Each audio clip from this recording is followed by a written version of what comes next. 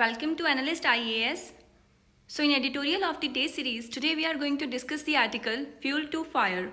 This article is given on the editorial page of the Hindu newspaper and relevancy of this article is with GS paper 2.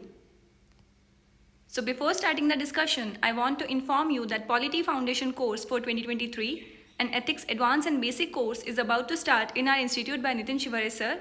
For more details, you can call on given numbers. So in this article, we are going to discuss about NATO's further expansion. So now let's start the discussion. तो ये article NATO से related है। जैसा कि आपको पता ही है कि रशिया ने यूक्रेन पर अटैक ही इसलिए किया था ताकि वो नाटो को ज्वाइन ना कर पाए। एक्चुअली रशिया ये कहता है कि यूएसएसआर ब्रेक होने के बाद से नाटो का रिलेवेंस ही ख़त्म हो जाता है, नाटो को रहना ही नहीं चाहिए। और अगर नाटो है भी तो उसे ओनली उसी रीजन में रहना चाहिए जिस रीजन में वो है। वो धीरे धीरे अपने आप को एक्सपेंड कर रहा है और नाटो एक्सपेंड करता करता एकदम रशिया के नेबरहुड कंट्रीज़ में पहुंच रहा है।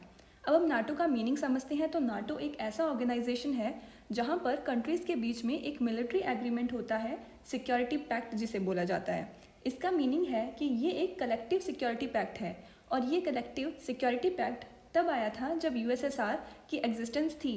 अब जब यूएसएसआर ही नहीं है तो नाटो क्यों है?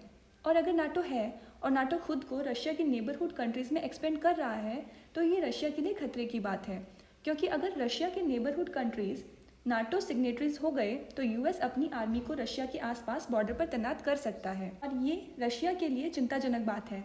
और इसलिए रशिया ने यूक्रेन पर हमला कर दिया क्योंकि रशिया कुछ ऑब्जेक्टिव्स को इस्टेब्लिश करना चाहता है। फर्स्ट, रशिया अपनी पावर्स को वर्ल्ड वाइड शो करना चाहता है। Second, Russia world wide message देना चाहता है कि अब नाटो को कोई कंट्री ज्वाइन ना करे, अब नाटो का रिलेवेंस नहीं होना चाहिए। तो इसी में स्वीडन एंड फिनलैंड कहते हैं कि वो नाटो को ज्वाइन करेंगे। तो इसमें यूएस भी आग में घी डालने का काम कर रहा है। अभी रियल ऑब्जेक्टिव ये होना चाहिए कि कैसे यहाँ पर कॉन्फिडेंस बनाया जाए कि धीरे धीरे ये वॉर ख़त्म हो, क्योंकि इस इंटरकनेक्टेड वर्ल्ड में वॉर का असर डायरेक्ट इनडायरेक्ट सभी कंट्रीज़ पर पड़ रहा है। तो ये सब चीज़ें as a fuel to fire काम कर रही हैं और यही सब इस आर्टिकल में जिक्र किया गया है। तो ये था हमारा आज का article fuel to fire. Lastly, let's have a look on some facts about NATO. The North Atlantic Treaty Organization is a military alliance created in 1949. Its aim is to provide collective security against Soviet expansionism and to encourage European political integration in the aftermath of World War II. It serves as a collective security system wherein its member states agree to mutually defend any attack on a member party. So that's all for today. Stay connected for more such important videos. Thank you.